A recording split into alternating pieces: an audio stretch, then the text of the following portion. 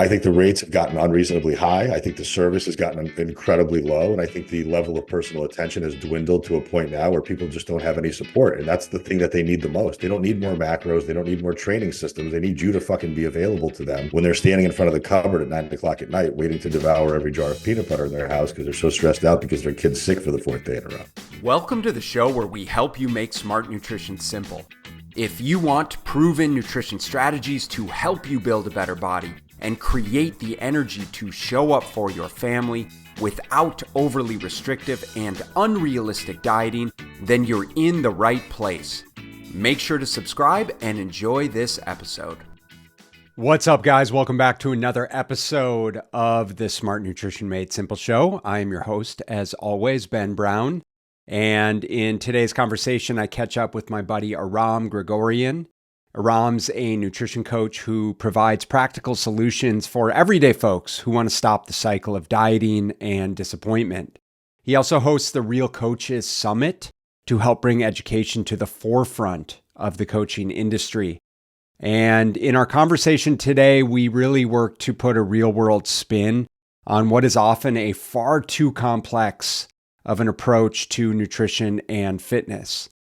There's no science, no hormones, no macros, no tricks or hacks, and certainly no nonsense, just a real-world approach to changing your life by changing your behaviors, which is certainly what we do best. So if you're a coach tuning in, then you are not going to want to miss this discussion about what it takes to stand out in today's industry.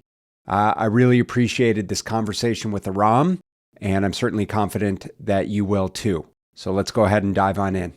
Aram, welcome to the Smart Nutrition Made Simple show. What up, man? I appreciate you having me, and I appreciate you being leaner than me and making me feel bad about my body image. So thank you. That is my mission in life, is to make every other dude my age. I know you're a little bit younger than me, but we were just talking about ego, earlier before we jumped in and hit record, and that is really pumps my ego, is everything I can do to just make other dudes uncomfortable. So it's funny because I started this whole journey because of vanity and because of insecurity. And I've never had an emotional relationship to vanity or insecurity. Like, insecurity is part of who I am. It's that little bit of fire in the back of my mind that kind of fuels me to move forward. And I think if managed properly, it's not a bad motivation. any dude who tells you that they don't want to look good with their shirt off is fucking lying. Or anybody on the earth. I don't Thank care you. who it Yes. is. I mean, Any person. And so it's funny, as coaches, like I feel like there's this kind of evolution, like we start marketing to people or having conversations around, losing that weight and looking good with your shirt off. And then, you start to talk to, like, well, it's not really about the weight and it's not really about looking good with your shirt off. It's like, what are the deeper feelings and the deeper why? And yes, that's super relevant, but it still comes back to like vanity and ego. And like, listen, I realize people want to have more energy. They want to feel good. They want to have longevity and be there for their family and all that kind of stuff. But right, like, we still want to look good with our shirt off, plain and simple. no, it's aesthetics are earned. And I think that's a big basis of conversation I have with a lot of my clients or potential prospects or people I just talk to on Instagram. I want to know where you're at and what your average day looks like before I start making any comments or advice on your path forward. And most people don't have the basis or structure to even worry about aesthetics yet. Like, you and I can sit there and No, fine but it's tune. You know what I mean? Like, you and I, like, we've been doing this for a while. Nutrition and training are one of our top 4 priorities every single day. Like, for you, it's like family, work, nutrition, training. right. For me, it's work, nutrition, training, because I don't have kids Yeah. or a wife. Right. But for most people, nutrition and training is not even a discussion on a daily basis. It's erratic eating. I go to the gym every once in a while because it just gets thrown into the mix somehow. So for them to sit there and micromanage like those last 15 pounds, which they probably even unrealistic for them to even worry about, Right. it's just an unreasonable pursuit for your average person. And most people should approach it from a place of, I need to get healthier and I need to improve my quality of life. So what does that include? It includes being more energetic, having a better mood, being able to operate at a higher level of cognitive function, having daily bowel movements, just being able to make life easier and less stressful. And then from that point on, when you have a structure set in place, if you want to have aesthetic goals and results, go right for it because now you actually have a foundation that you can rely on. I agree 100%, but those things don't sell as well as I can help you look good with your shirt off. So They don't it's sell. it's tell them what they want to hear and give them what they need, right? Yes. To help them come to the realization for themselves that like we have clients, so like we do all those things, right? So we start to manage calories and we start to eat more protein and we get like, okay, you got to get more sleep and you got to drink water and you got to manage your stress and you got to walk. Like, okay, but when do I start working towards the six pack? I'm like, bro, this is the path. This is the way, right? And so there's such a big disconnect around those things of like, okay, I get the whole being healthier thing, but I really just want to look good with my shirt off. Okay, one and the same, right? Yep. One and the same. And so I think we're definitely speaking the same language. Um, we met recently. We haven't had a lot of time to get to know each other, so I'm excited to have this conversation. And thank you, by the way, for coming on. I appreciate you and your time. Thank you. Um, so you've been doing this for quite some time, and I know we connected like right away by virtue of the fact that like we're 40 plus, we're trainers, coaches. I think we have similar philosophy of like just sort of this no nonsense approach to nutrition and training and kind of telling people what they need to hear and not this smoke and mirrors bullshit. And especially that's one of the things that I appreciate about you and your social media. But maybe just a brief background around how you got to where you are. Yeah, I'll give you the 30,000 foot view. So insecure high school kid, not very athletic, joined the football team because the football team were the biggest, strongest guys in our school that had the most female attention, which obviously I was like, ooh, chicks will start talking to me if I join the football team. That did not happen. More dudes started talking to me because I got really strong and I got jacked. And that attracts way more male attention ever than Yes, opposite sex that's attention. true. Fast forward to college, power lifted competitively there, didn't really amass much success, but I enjoyed it. Went into finance, sat at a desk for 6 years of my life, which also meant I partied my ass off You professionally. were you were into training though, so you obviously were into training in high school and college and strong and powerlifting, but had you never considered it as a career or you just it was all recreational? I loved it. I just enjoyed doing it. I had identified as a fit person pretty early on in my life. Like when you start like develop, like I was doing a 225 pound strict seated military press at 15 years old. That's pretty strong. Right. I mean, I've blown out both shoulders because of it, because it was never proper form. But like when you're walking around with that type of strength and you're already getting like broad shoulders and like a V-shaped back as like a 16-year-old kid, you start to already separate yourself from the pack. Because there was like our football team was crazy strong. We were always winning most of our lifting competitions throughout our state in Connecticut. But there was a massive delineation. It was a very strict idea. Like there was the kids that partied in high school, and there was the kids that partied, but then also trained really hard. And I fall into that category. Sure. And I just enjoyed it. I never thought it would be a career or profession. The only reason why it ever became a profession is because I became the authority figure at my finance job. Like, what is Aram eating today? Can I go with you to the gym after work tonight? Why are you always eating this versus that? So I was getting fielded those questions all day long. And then when I got laid off from finance in 2012, I had already started dabbling, training some people privately without any certifications or anything. But I'm like, you know what? I don't want to sit at a desk anymore. I hate finance. It's a thankless, soulless job that's just soul sucking. And it's just putting me down this really unhealthy mental path. So I got certified through NASM. I got my first gym job in 2012 as a trainer at Equinox in Greenwich, Connecticut, which was a crazy place to start because it was I all bet. Yeah. just super high net worth people that were just like, talk about aesthetics. I mean, you were talking about like people walking in being like, if I don't look like Jennifer Aniston in the next week, you're fired. Yeah. That's what I was dealing with. And I started having those conversations really early on in my career. And I started talking to these really rich people as if they were nobody. And I'm like, I don't give a fuck who you are, how much money you have. The aesthetics are one thing you'll never be able to buy. That's unusual to have that level of confidence as a relatively new trainer.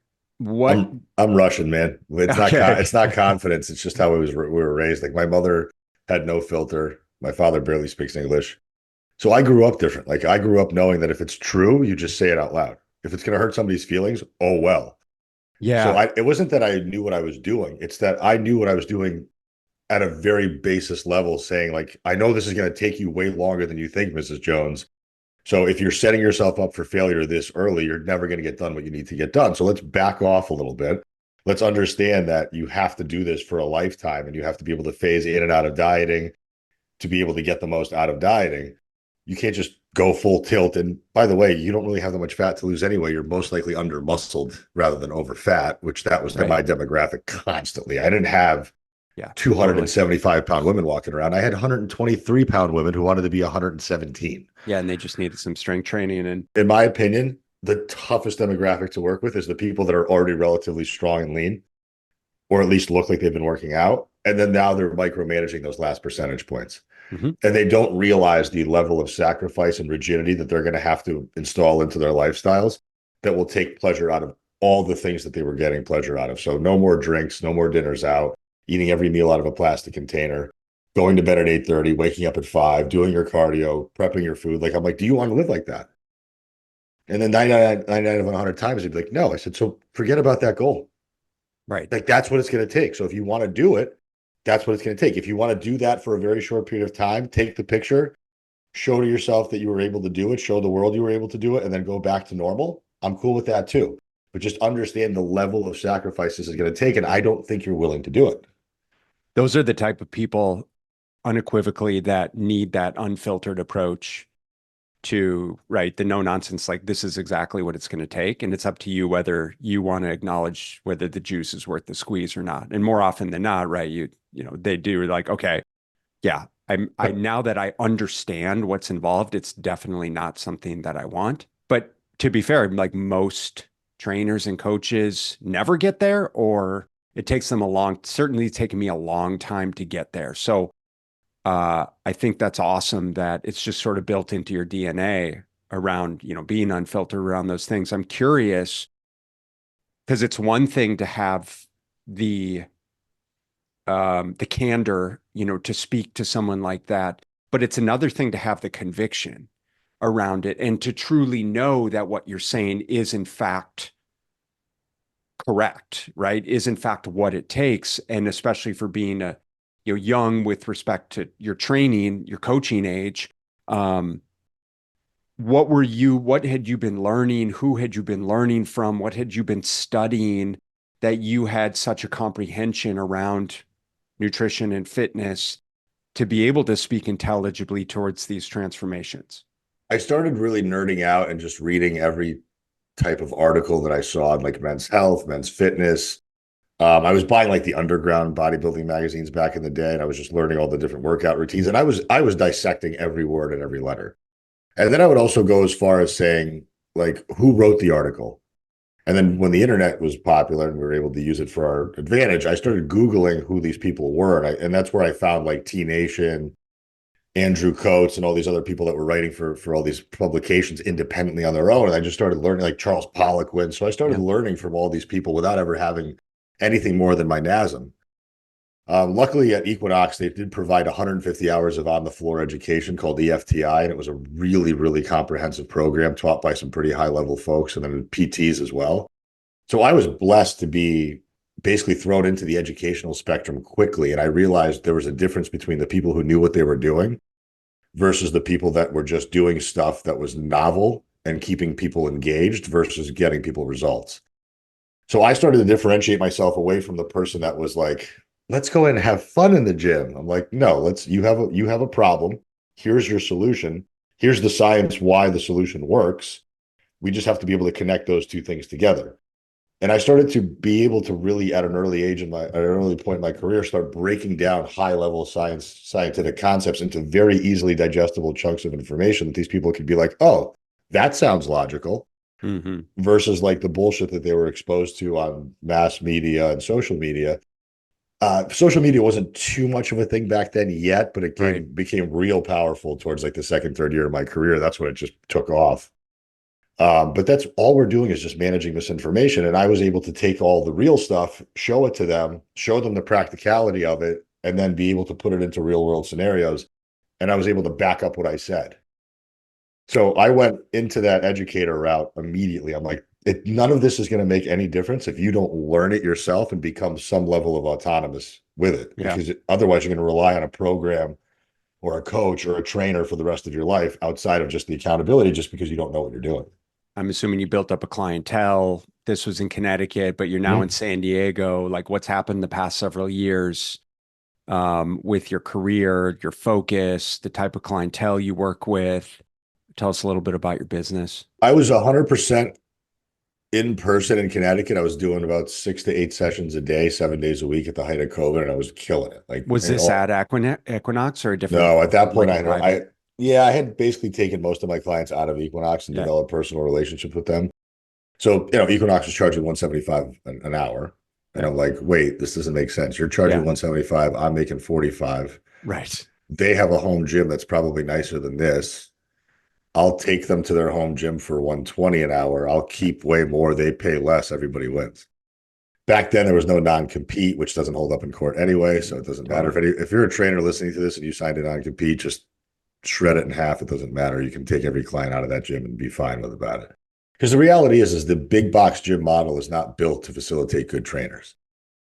It's built to keep a sales mill running. Any trainer worth anything is going to realize very quickly. Like, it's great for a trainer to get their feet wet, start to get reps, literally get that time under tension, get exposure to clients, develop Yep. relationships, figure out what works, what doesn't work, to literally reinforce their practice. And then before they, once they realize and have some level of competence and realize what they're worth, right? If you can get anyone any kind of results, you're going to get the hell out of there very Bye-bye. quickly. Yeah. That's what I did. And I never questioned my own integrity at that point. I'm like, you know what?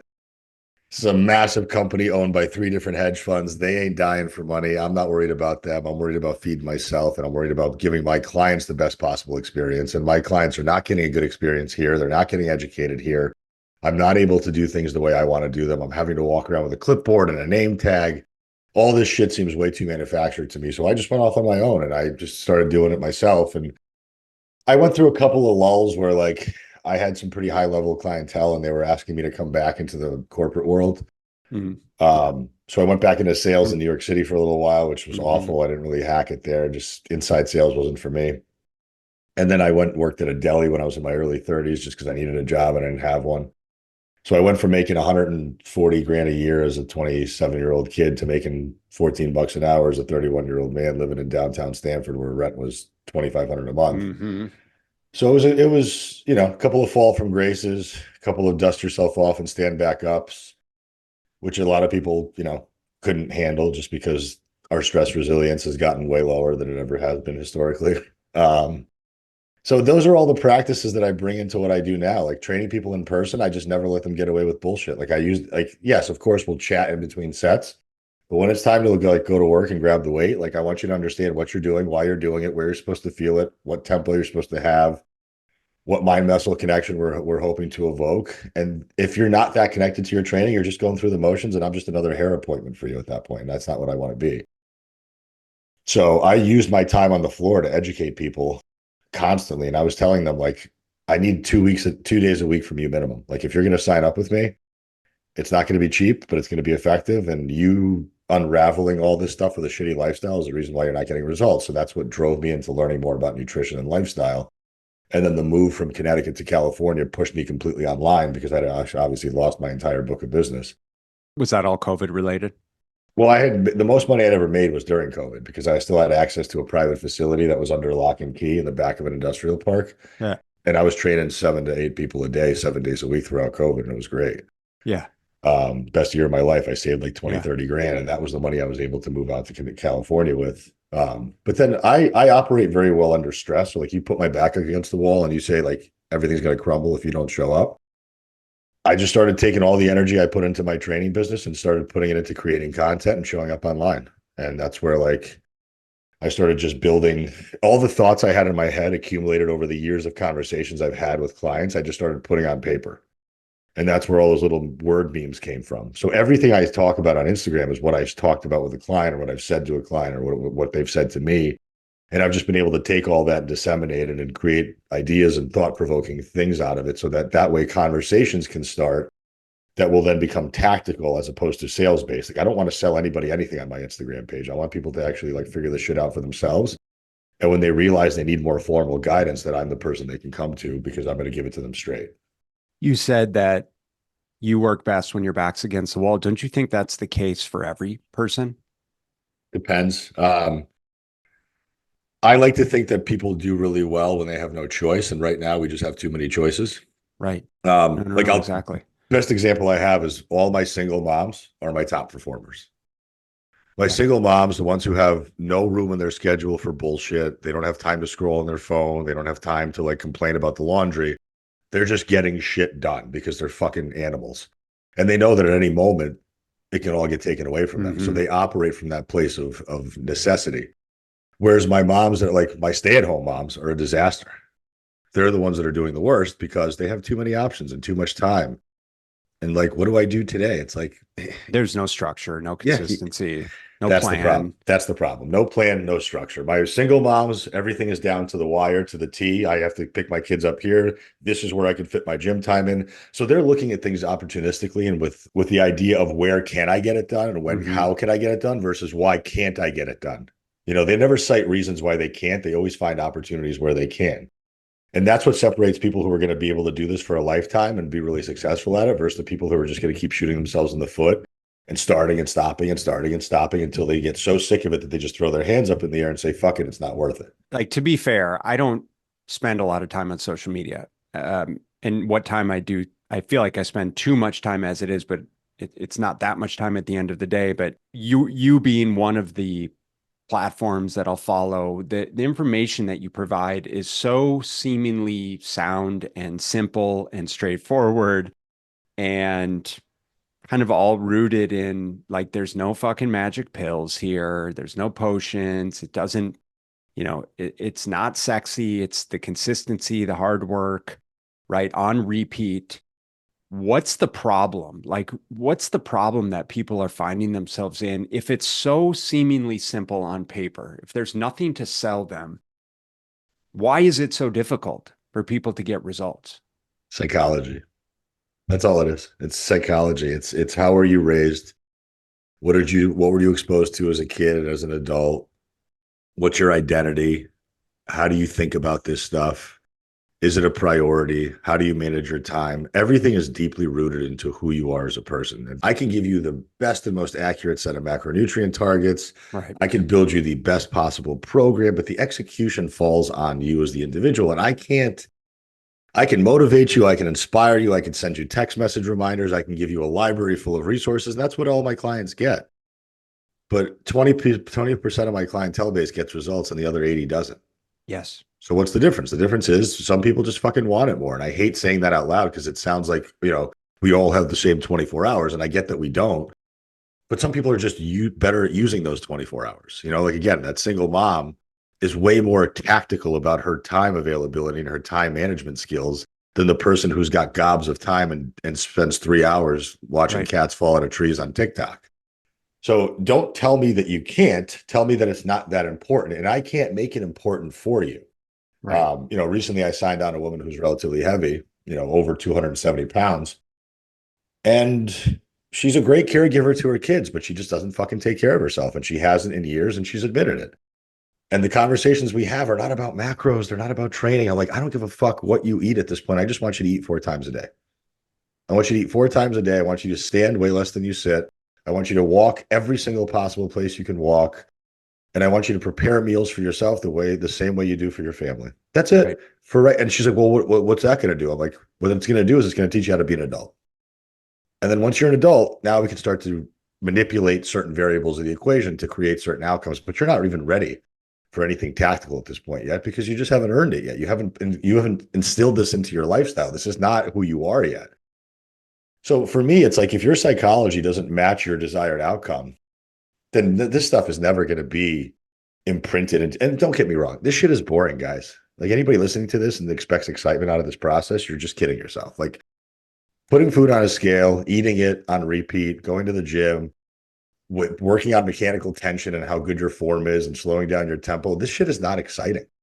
So if you don't find excitement in it because you're intrinsically Right. motivated and you love this shit and it makes you feel good, you're not going to want to do it. Like this isn't margaritas in Cancun. This is a fucking another day at the office. Yeah, and legitimately that's where it's, asking yourself why I want this, how much I want this, what I'm willing to do to get this. Because when you acknowledge, assuming it's something that you truly do desire for whatever reason you desire, then you actually find the process engaging, Mhm. exciting, liberating, right? It's like clients that do well, of course, there's ebbs and flows, but enjoy tracking their calories to a degree. I enjoy Yep. tracking it because it gives me permission to do what I want within reason, within the guardrails of what's acceptable for my goals, because I enjoy the training process, because I know I'm progressively getting stronger, because I actually have control over this process. Like I'm the fucking executor of this process. And it's only me that's showing up and executing every single day. And that's liberating, right? That's, like you said, teaching people Yeah. how to be an adult, teaching people how to be in control and not absolve themselves of the responsibilities that are inherently theirs, of just showing up and being an owner, right? And that's where it becomes tough because I don't want to be the person that's a hard ass and has to constantly deliver Right. tough love. Like I don't like playing that role. Like I didn't like it when I was growing up. I don't want to be that person. But every once in a while, like I needed a kick in the pants as an adult. Like I just like when I was 31 years old and working at the deli, I've told this story before on other podcasts, but I'll tell it to your audience. Like I'm cutting bagels one morning. That was part of our big order for a big school that he had a contract with. And this guy had 3 locations in Greenwich. He was doing really well. Just a very dialed in dude. Loved showing up to work. He was the first one at the deli at 4:30 before any of his employees showed up. He was just very dedicated to his job. And everything had to be meticulously done right. And he wanted the bagels cut in quarters and then split in half. So that way when you have a quarter, you can put a toothpick in it and you can have personalized individual sizes for everybody. I cut them in half, but I didn't quarter them. And then I cut them in half again. So I had them split, but I didn't have them quartered. Loaded up an entire 3 trays full of these bagels. I'm walking out the door with him. He looks at them. He's like, these are wrong. He goes, fucking throw them out, start over again. I'll get another 3 boxes of bagels. I can have them delivered here in 5 minutes. I'm like, dude, they're already done. Let's just go. Like, it has to be there in 20 minutes. He's like, I don't give a shit. That's not what they paid me for. That's not what they expect. And that's not the Mm, quality of work I'm going to deliver. I said, well, fuck you. You cut them. He goes, this is why you failed at finance. This is why you're going to fail here because you don't give a shit about anybody but yourself. I took my apron off. I was all pissed off. I walked out of the fucking deli and I went home and I sulked on my couch like a 12-year-old. And then 3 hours later, I'm sitting there and I'm like, what am I doing? Like, he has a successful business. I'm right. his employee making $14 an hour, thinking that I'm better than everybody in there because of my former life. I have to remember where the fuck I am right now and why I am here and respect his process because he's the one giving me the opportunity and a living. So I called him. I said, John, I'm sorry. I fucked up. You're right. What can I do to make it up to you? He's like, come back to work tomorrow and don't be a pussy anymore. And that was it. And that day it taught me such a valuable lesson of just like respect your starting point, respect where you're at in your life, and understand that just because you did it one way before or because you thought you were somebody Yeah. before, that you can't ever change that. Like I had to restart as a 31-year-old man, and I had to listen to somebody else who knew what they were talking about and leave my ego and my bullshit at the door. And a lot of adults don't have that white belt mentality where they're eager to learn something new or they're able to be challenged on their belief systems without getting pissy about it. Like you have to leave, if you're unhappy with how you look and feel, you have to be able to leave that stuff at the door and allow this new life of yours to start to materialize because you are the only one standing in your own way. Yeah. Yeah, no, man, that really resonates very much. And I think that's, like we talked about the ego earlier, and I think it's just really hard for some people to acknowledge that they have to get out of their own way to make change. It's like, well, I've done it before. No, you haven't done it before. Like you may have lost weight before, but the reason we're having this conversation is because you didn't keep it off. And it's funny, I was having a conversation with a previous client for former clients who's a financial advisor. And we always have these great conversations because it's the same thing, right? In terms of like managing calories and taking responsibility and ownership over your finances and all that kind of stuff. And we very much relate because he has a really hard time acknowledging that, first of all, determining like how much he really wants to change and what he's willing to sacrifice through the process, from a nutrition standpoint. And I can very much relate to him in terms of like taking ownership over my finances and having been someone who spent frivolously and not been very fiscally responsible until the last few years. It took me so long just to get the courage up to reach out to someone because I was frankly embarrassed around the fact that I'm a grown man that just doesn't do very good managing my money. And I need But some this wasn't taught to you, any of us, right? Like nobody taught us. correct. I was having this conversation with somebody last night while we were driving to go out to dinner. I'm like, nobody ever taught us about nutrition. Nobody ever taught us Right. about finances. Nobody taught us how to start a healthcare plan on our own after our parents is lapsed. Nobody taught us how to balance a checkbook, file our taxes. Right. All the rules and structures we had as children that made us become adults.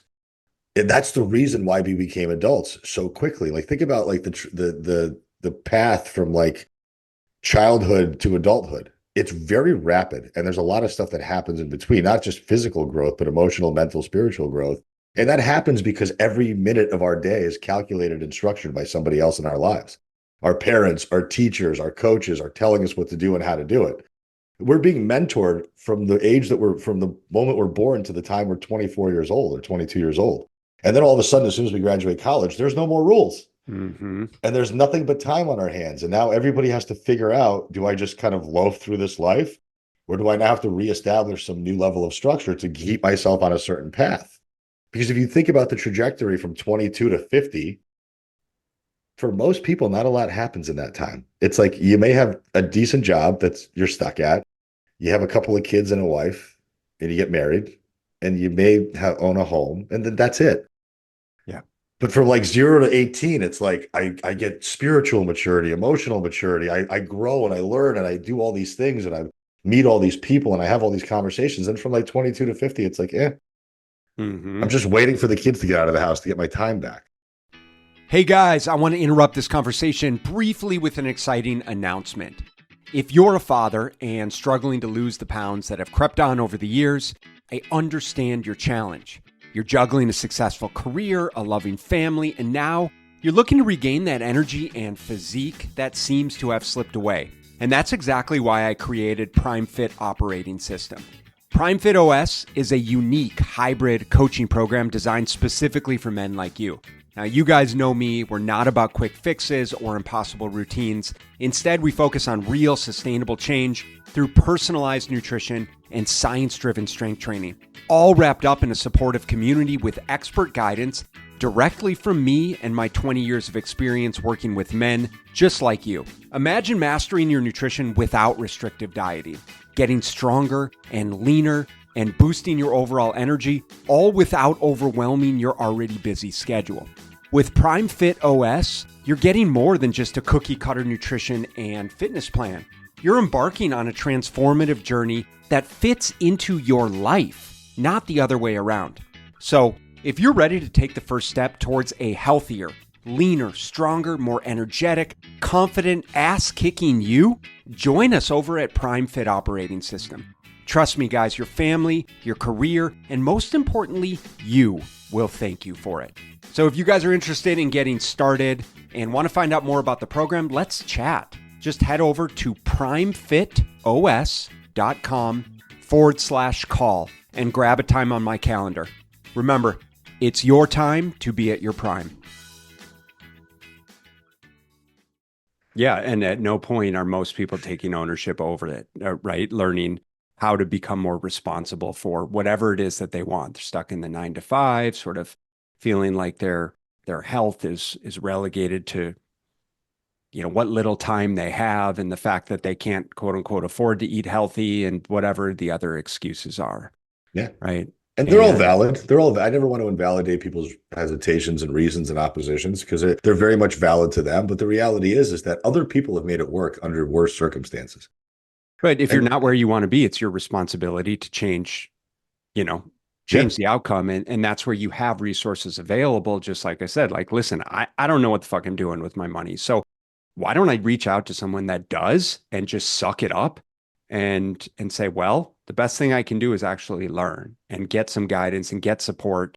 Say, okay, well, I wish I had done it earlier, but at least I'm doing it now. Yeah, don't get stuck in that like I wish I had started earlier because of course, like hindsight is always going to be there, but that's always going to be the thing that anybody that's attained any level of success will tell you is once they've started the stuff that was hard and uncomfortable for them, they realized how much they were able to do it. Hmm. They started to get the reps under the belt and they started all of a sudden realizing, oh my God, meal prep's not that hard. Earning more money is not that hard. Loving my spouse more is not that hard. I just had to put more attention and work into it. And then all of a sudden it started to become seamless. And it's never, I think what people forget is that the level of effort and work you had to exhibit to get from A to B has to be maintained. So, right, like if you were at A and then you had to add in XYZ work level, method, whatever, you have to keep that level of effort going to sustain Yeah. result B. And then if you want to go from B to C, you have to take current level of effort, amplify it by some degree, and then keep that going from B to C to stay at C. And that's where I think people forget. It's like with weight loss, it's like, well, I was able to lose weight. I said, we don't have a weight loss problem in America. That's right. It's not hard to just slash calories and just start moving your body more and losing weight. That is going to work. But at some point, it will stop working because the metabolism in the body adapts to every stressor we give it. So at some point, it's like, okay, how do I shift and do things differently and be able to learn more about this process to be able to then keep results that are current and then stack more results on top of those things? Well, I probably have to do things differently or better. Controlling those variables and understanding what the hell the variables are, because the variables on both sides of the energy in, energy out equation are moving targets, right? Calories in isn't just calories, it's macronutrient profiles, it's food quality. For some people, it's food timing. Energy output is how many steps am I taking? How much am I moving throughout the day? How hard am I exercising? How frequently am I exercising? So people have this very linear view of black and white view of this stuff, as opposed to like, there's a lot of floating variables that are happening at once. And yes, it can sometimes feel overwhelming to manage if the systems aren't in place. But when you know that you're somebody who's going to go to the gym 3 to 4 times a week, you know what you're doing when you walk in there. There's no confusion. You know that 2 to 3 times a week, you're prepping ingredients to keep in the fridge. You know what your portion sizes are. You know your 5 or 10 go-to foods. That it just becomes on repeat at that point. Like I don't have to think about this shit anymore at 40 years Right. old. I've done it for 15 years straight, 25 years straight. If you're just starting out, don't be afraid that it's hard. It's supposed to be hard. You're doing something completely brand new to your life. So you just be patient and know that at some point, the more you practice doing it, and that doesn't practice doing it doesn't mean like dip your toes into the water for 2 weeks and then be like, this didn't work. Like give it 6 fucking months. Like do something well, and when I say consistency, I don't mean 15 out of 30 days a month. I mean 23, 24 days out of 30 a month. And do that for 6 months straight and tell me that you're not unrecognizable after those 6 months. Do you get tired of speaking so much sense into the health, fat loss, weight loss, No, nutrition process? no, I'm a psychopath, man. I love this shit. I have no problem just regurgitating it constant. I'll say it 35 different ways. I'll come up with different analogies. You met Jimmy. Yeah. Jimmy's the king of analogies. He's the one who will always be able to find some new comparison. It's just being able to relate to the individual that's missing the message. Like, why aren't you getting this? Like most people, if they're following any accounts that are fitness based on social media, they already know what to do, right? They found you, they found me, they found Jordan Syatt, they found Lane Norton. They know what to do. They just have an application process problem. They're not doing it consistently enough. Their expectations are mismanaged. Right. They don't understand the nuances. They don't get why they're doing it. They don't have a connection to the why. They don't have a connection to the process. It's not a part of their identity. They feel like they're imposter syndroming every single day. Like, this is not who I am. But what are you supposed to do at that point? The only way that you'll believe in yourself is by just doing the work, fucking it up, learning from it, and then just continually going down the road of small incremental improvements over time. It seems like, with your growing social media, you're kind of taking an ownership role over, I'm not going to say educating other coaches, but I don't know. You tell me the way you view your role right now and talk to us about kind of the Real Coaches Summit and kind of the direction that you see those things going. I compare myself to like the old guy that's standing in his window watching the kids throw the ball at his house, right? Playing on their lawn. Like I'm very disgruntled with how our industry has gotten. I don't like the fact that it's become a business and a sales machine versus a servitude machine, which was what it should be. Like when you sign up to be a coach or a trainer, like you're signing up to just basically give your time and your mental space away to somebody else. So there's no balance. There's no like work life. Like if you own a fucking business, you're 307, Hmm. Hmm. 365, 7 days a week. Like that's what it is. If you're not answering your phone on Friday night, fuck you, somebody else will. If you're not showing up on Saturday morning for the 5 a.m. session, somebody else will. And if you don't have that mentality, then get out of my industry. And if you're trying to sell coupon codes and affiliate codes to this, that, and the other brand, you're a salesperson. You're a dancing monkey. You're a dancing bear. You're not a fucking coach. You're not a trainer. There are so many people that are getting weekend macro certifications and becoming online coaches now that it makes me fucking ill. They don't know how to program their way out of a paper bag. They don't know what a lat muscle is. They don't know where their quads are. They don't know what knee flexion is. They don't understand what insulin resistance would even be categorized as. They just get this like idea of like, I can just do math really well and I can give you a macro system that might work. Okay, cool. What's going to happen when that person goes away for the weekend, when their dog gets sick, when their husband's in the hospital, when their stress is so high through the roof and you're not, and you're an email only check-in process. And the only thing you know how to do is become a glorified TDE calculator. So what I'm trying to do is I'm trying to like I'm not a B2B person. Like I'm not trying to educate coaches. Maybe at some point down the line I'll create a curriculum and do it. But what I'm trying to do is I'm trying to show other coaches, A, you don't have to do this for an expensive amount of money. Like I don't charge that much, and I don't think we should be charging $700 for a gut health cleanup protocol that you have no idea what you're talking about. I think the rates have gotten unreasonably high. I think the service has gotten incredibly low. And I think the level of personal attention has dwindled to a point now where people just don't have any support. And that's the thing that they need the most. They don't need more macros. They don't need more training systems. They need you to fucking be available to them when they're standing in front of the cupboard at 9 o'clock at night, waiting to devour every jar of peanut butter in their house because they're so stressed out because their kid's sick for the fourth day in a row. That has nothing to do with macros. That has everything to do with you being able to say, hey, Susan, if you're having a problem, just know that I'm available. Shoot me a text. Let's get on the phone. Mm-hmm. That's coaching to me. And that's what's missing in our business. And that's what I'm trying to reinstall. I want coaches to be smart, tactical, hence the Real Coaches Summit, because I want to put practical, applicable information back into the hands of coaches that's of a wide variety versus just the one thing they know about, which will help them build confidence. And then hopefully at that point, when they're more confident, they'll speak with more conviction and they'll be able to create a better client experience and they'll be able to retain business better and they'll be able to get better results and people will finally believe in coaching again versus having it be a snake oil salesman. I love it, man. I think it's a beautiful opportunity to bring coaches together to kind of, preach this no nonsense approach. Like, listen, we all have value to offer.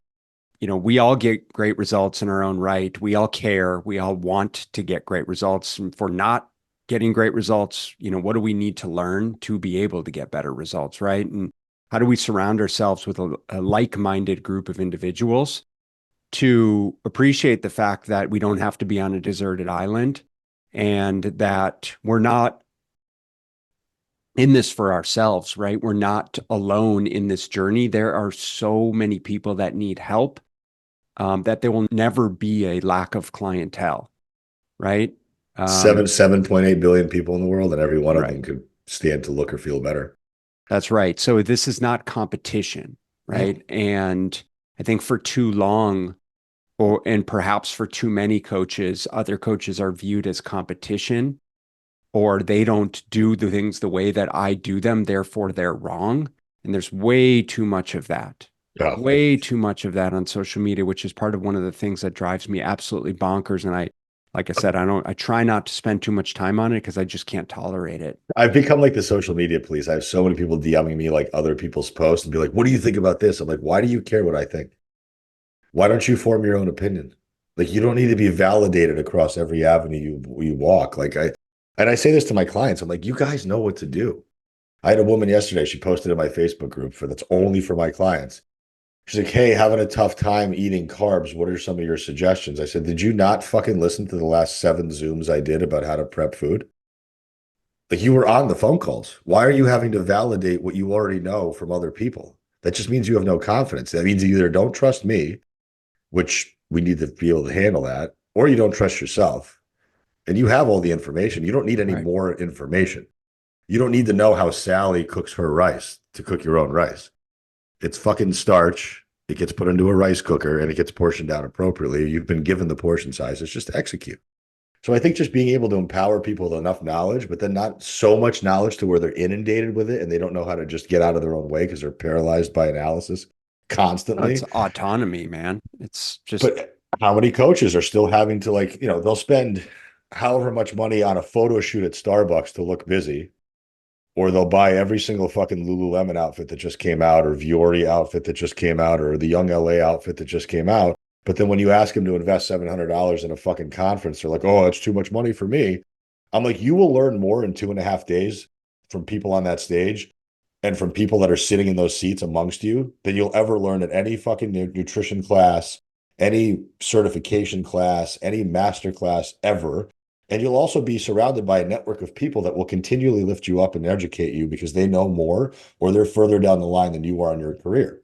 So for any coaches that are listening to this that are just sitting in their house working online and wondering why they're not getting where they want to go, you got to get out of your little shell. Like, it's a very isolating life that we live as online coaches. Like, I still train some people in person, but I do it out of my garage. So it's like I'm not like interacting. And I I think that think the interaction, it's huge. I would have never met you. it's We'd have never done a podcast together. you can't replace it. And you cannot become a good coach, in my opinion, if you don't surround yourself with other great coaches, if you don't have mentors, if you don't have coaches yourself, in my opinion, if you don't spend time working with people both in person and, of course, online, if you want to be a quote unquote online coach. I feel very fortunate to have started my career at a time where social media wasn't prevalent. Online certifications weren't really prevalent. I had to sit in a classroom to get my first, I got CSCS certified after graduate school through NSCA. I had a mentor through my master's degree program who basically said, you guys are going to do strength and conditioning for your master's program, and then you're going to sit for it at CSCS. And then it became going to seminars and having that insatiable hunger of like, I want to learn everything that there is to know about strength and conditioning and nutrition. But by virtue of that process was having the opportunity to do just that, right? To be in rooms with other really smart people and start to think about things in different ways and start to kind of squash my own misgivings around certain aspects of all of these facets of nutrition and strength and fitness, and just go down those rabbit holes, right? Of like, oh shit, I don't know what I don't know. And there's so much opportunity to continue to learn and grow. And then over the years, for me, this was the hardest part about COVID was because from 2006 until 2020, I would spend thousands and thousands of dollars every single year going to seminars. I spent Same. years learning from Charles Poliquin and Paul Chek and, you name it. And it's been the vast majority of the people that I've had on the podcast have been people that I've connected with in person. And so if you are a trainer and you're listening to this, you have to give yourself the opportunity to step outside your comfort zone. It's just like we're talking about with clients, right? Yeah. And ditching the ego and be like, dude, if you're not where you want to be, then there's something that you need to learn to start to do differently. And it's Yeah. where you have the opportunity to surround yourself with incredible coaches. Tell us about the Real Coaches Summit so that people can check it out and meet us there. So two things before I go into that. So you'll find this actually sad, but I found it sad as well. So I know a coach here in San Diego who's got a team of probably 6 or 7 other assistant coaches across the country. Seemingly a very successful business. They work with a lot of different women. And I had brought up the idea of like, hey, you should bring your team as like a team retreat to the summit. Like, I'll give you guys a discount for a group rate, whatever. She's like, yeah, not interested. Like, that cold and that dismissive. And I'm like, curious as to why that is. She's like, why the fuck would I sit there and listen to other people speak about stuff I already know? Hmm. And I said, interesting. Okay. So you know everything there is to know about programming, nutrition, how to deal with client oppositions, mindset, business systems. You know all that stuff. You're an expert at all of it. She's like, no, but I don't need to brush up on it. I'm doing just fine the way I am. Okay. And right there, it made me realize one very big thing between the ones that are going to make it in this business and the ones that are just going to stand right where they are and they're going to be fine with just regurgitating the same bullshit over and over again is that her clients are not getting the best of her because she's checked out. She's checked out. The money's coming in. The nice car is getting paid for. The 7 assistant coaches validate how big of a business she's grown, but she won't get out of her own way. She won't immerse in the community because what I think is going to happen is it's going to challenge her thinking of how smart she is. 100%. And that's a very scary place to be. I don't ever want to be the smartest person in any room. I'm not even going to speak at my own conference. I want that conference to be a place to source education from people that are way fucking more experienced than I am and way better at what they do than I am, so that then I can understand where my lack of knowledge is, where my lack of practical application is, and then I can get better. So for me, I've been going to conferences just as long as you have because I enjoy the camaraderie of being able to be around like-minded individuals who I don't get to interact with on a daily basis. It's a release for me because I get to get out of where I am and change scenery and actually have it be like a little bit of a fun time.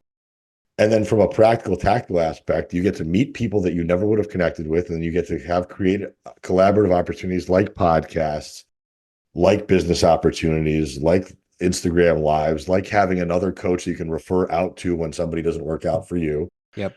And that's how this business starts to become more cohesive as opposed to just us shitting on each other all the time and saying this coach sucks and that coach sucks.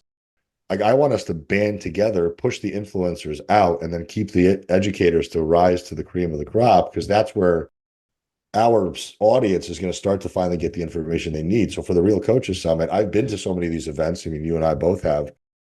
How many times do you go to these events where you just feel like you're being talked at and there's nothing practical or tactical given as far as information?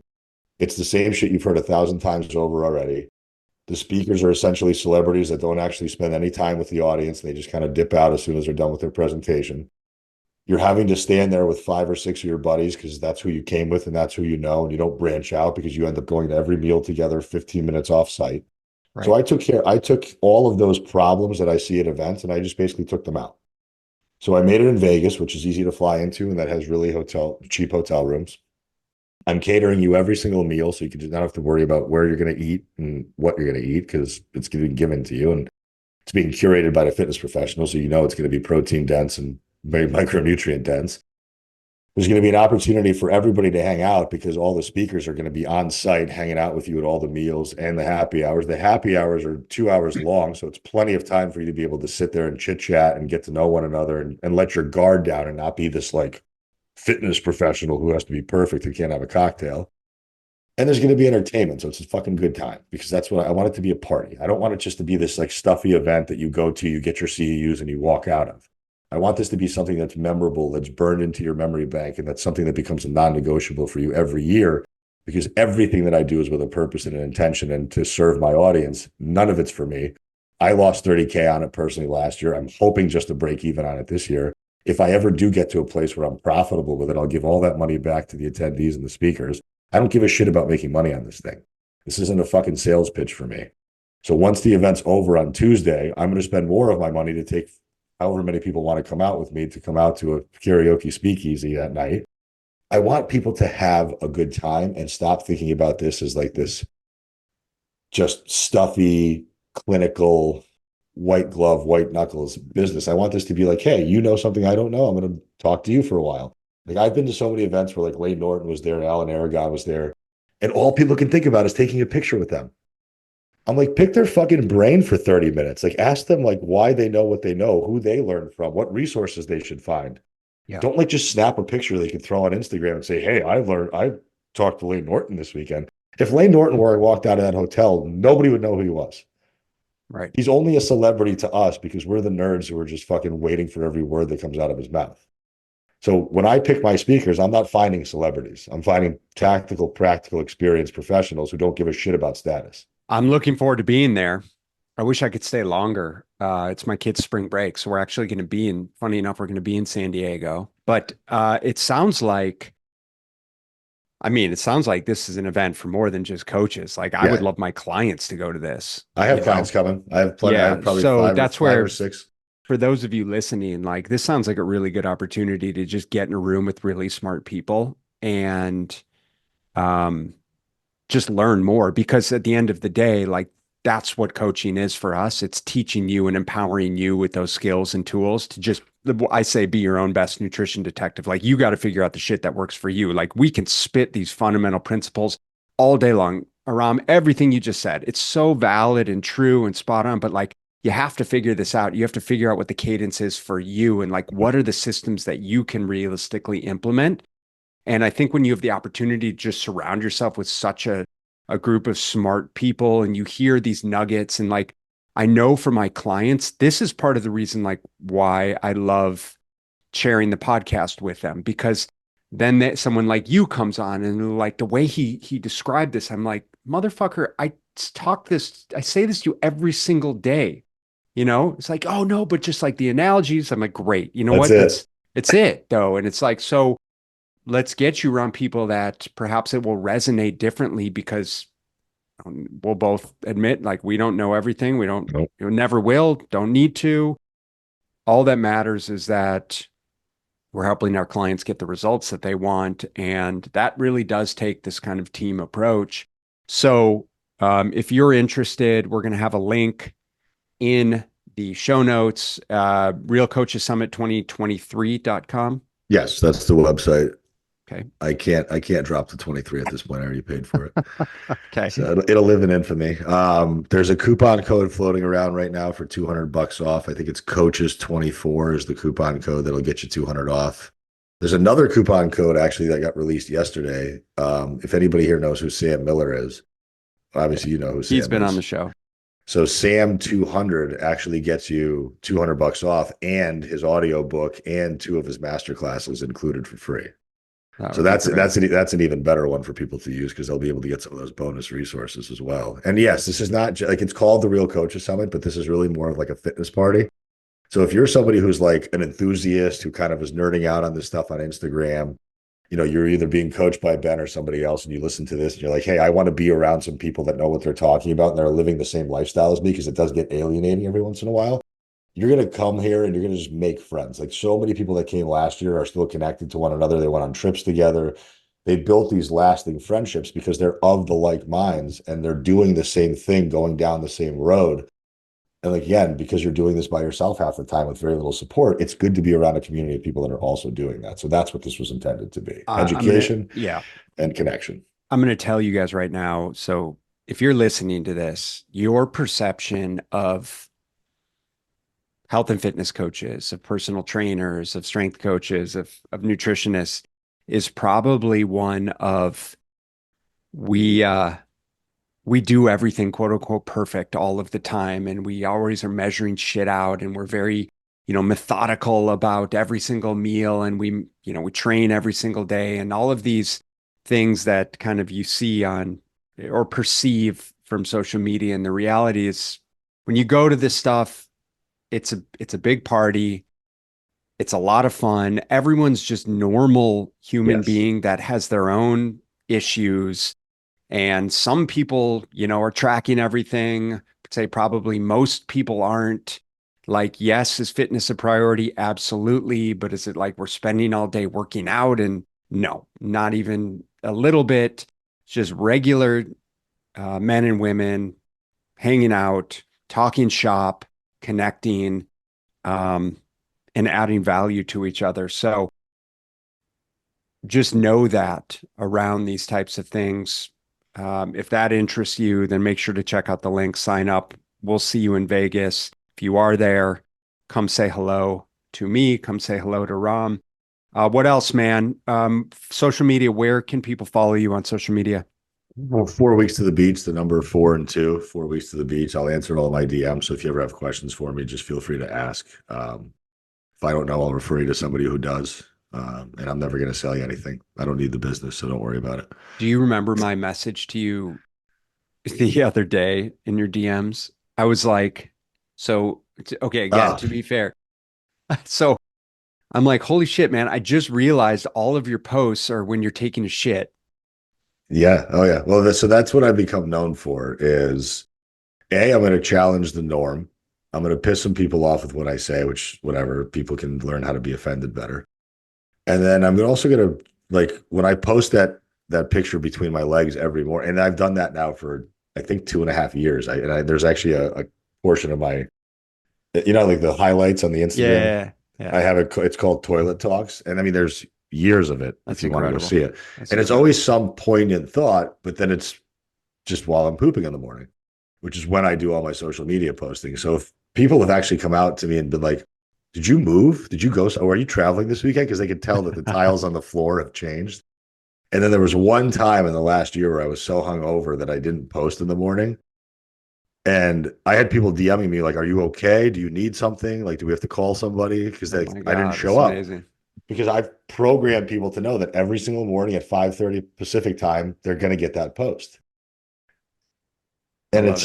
it's That's just what incredible. I want to make this shit fun. I want to make this stuff relatable for people. And I want people to understand that like none of us are going to ever be perfect, nor should we be. But I think if we're just striving to be slightly better and learn from our past mistakes, or at least be willing to learn about something, you can't fuck this up.